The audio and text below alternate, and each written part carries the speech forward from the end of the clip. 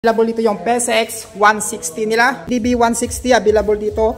Click 125, Bet 110, Honda Navi, XRM 125, pampasadang motor na TMX 125DX at saka CRF 150. What's up mga idol, no? Dito tayo sa Honda Kalilangan Bukidnon branch para tingnan yung mga available na unit nila dito. Tingnan na rin natin kung magkano yung presyohan nila ngayong month na to. Tingnan natin kung magkano yung cash ng bawat unit nila, yung monthly installment nila, tapos yung down payment. So kung malapit ka lang dito sa Honda Kalilangan Bukidnon branch, tapos naghahanap pa ng motor na pang long drive, available dito yung ADB 160 nila. So meron dito ang kulay white. Tapos kung naghahanap pa naman ng scooters na 125cc, available dito yung pinakamabintang motor ni Honda na Click 125. Available dito yung Fit 110 nila. Tapos kung naghahanap pa naman ng bagong motor na kayo, meron din dito Honda Navi. So wala pa tayong book around review nito. Naghahanap pa naman ng motor na good for on-road, off-road.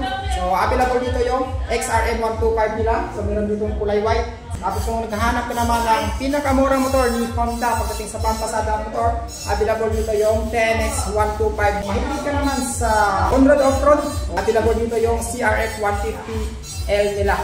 So meron dito available na kulay. So ito yung mga available na unit dito sa Honda Kalilangan Bukidnon branch. Available dito yung PSX 160 nila, kulay black. EDB 160 available dito.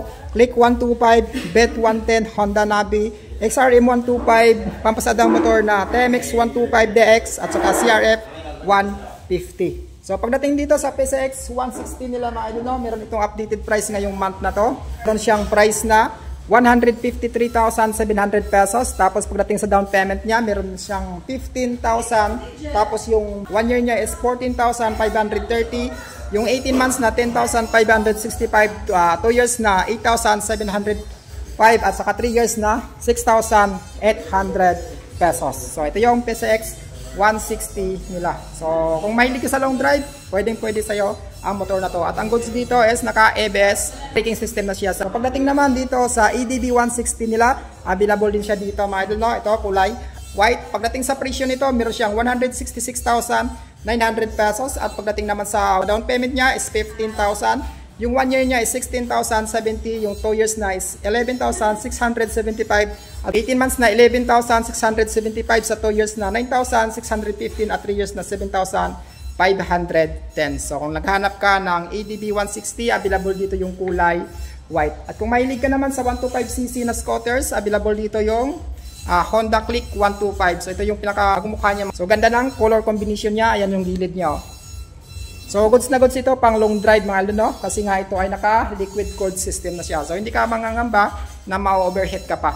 Pagdating sa presyuhan nito, meron siyang 84,000 pesos. Pagdating sa down payment niya, 6,900. Sa 18 months na 5,940. Sa 2 years na 4,910. At 3 years na 3,855. So kung gusto mo naman ng lower displacement, available dito si Honda Bet 110. So matipid din ito pagdating sa gas consumption na kayang magkonsumo around 58 km per liter. Pagdating naman sa presyuhan nito, meron siyang 75,000 pesos sa cash niya.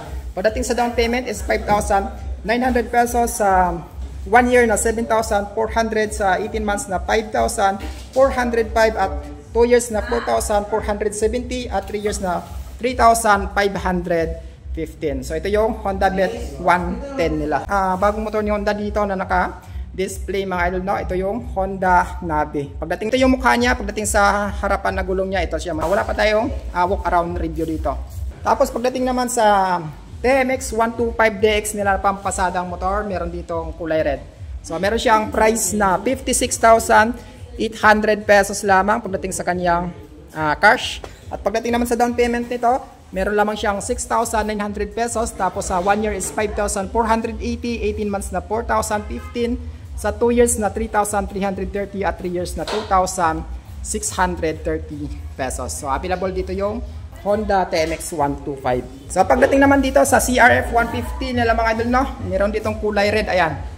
So ang astig nito pagdating sa kanyang suspension sa harapan kasi nga ayan, oh, naka-inverted telescopic fork suspension na siya. Tapos pagdating sa gulong, so very spiky sa harapan. Kahit nga sa likuran, spiky pa rin. Pagdating sa presyuhan nito, meron lamang 147,000 pesos sa cash niya. Pagdating sa installment, magda-down ka lang ng 15,000, tapos yung 1 year is 14,015, 18 months na 10,190, 2 years na 8,395, at 3 years na 6,560.